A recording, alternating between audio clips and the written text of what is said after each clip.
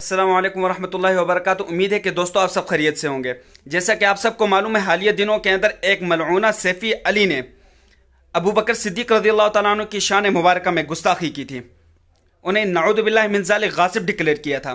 یعنی اب تک نیوز کے اوپر 28 جنوری 2020 کو اس کے بعد اہل سنت کی طرف سے بہترین رد عمل کا سامنا انہیں کرنا پڑا تھا۔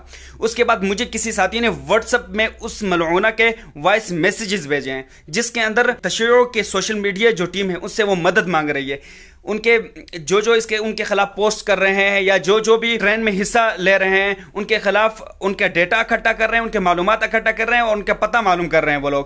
اور اس حوالے سے آج میری یہ خواہش ہے کہ میں آپ حضرات سے بھی ایک مطالبہ کروں، آپ لوگ جتنا ہو سکے اپنی ذات کے لیے نہیں بلکہ ابو بکر صدیق رضی اللہ تعالیٰ عنہ کے لیے، خلیفہ اول کے لیے، امیر المؤمنین کے لیے، مسلمانوں کے خلیفہ کے لیے، رسول اللہ صلی اللہ علیہ وسلم کے ساتھی کے لیے، رسول اللہ صلی اللہ علیہ وسلم کے سسر کے لیے، اما عائشہ صدیقہ کے والد کے لیے آج اپنی جانوں کے پرواہ کیے بغیر ہر پلیٹ فارم کے اوپر لکھ سکتے ہو لکھو، بول سکتے ہو بولو۔ آج یہ موقع ملا ہے ہمیں اصحاب رسول اللہ صلی اللہ علیہ وسلم کے دفاع کا، آج یہ موقع ملا ہے دشمن اصحاب کا راستہ روکنے کا، چاہے وہ عدالت کا دروازہ کھٹکھٹاتے ہیں۔ الحمدللہ ہماری تو دلی میں خواہش تھی کہ وہ وہاں جائیں، مسئلہ حل ہو جائے، ہم وہاں جائیں گے۔ اگر وہ سوشل میڈیا کے اوپر اپنا غلاظت بکتے ہیں تو میرا آپ کا بلکہ تمام اہل سنت کا، چاہے وہ جس مکتبہ فکر سے ہو، دیوبندی ہو، بریلوی ہو یا اہل حدیث ہو، ان سب کا یہ حق بنتا ہے رسول اللہ صلی اللہ علیہ وسلم کے محبوب ساتھی ابو بکر صدیق رضی اللہ تعالیٰ عنہ کی ناموس کی خاطر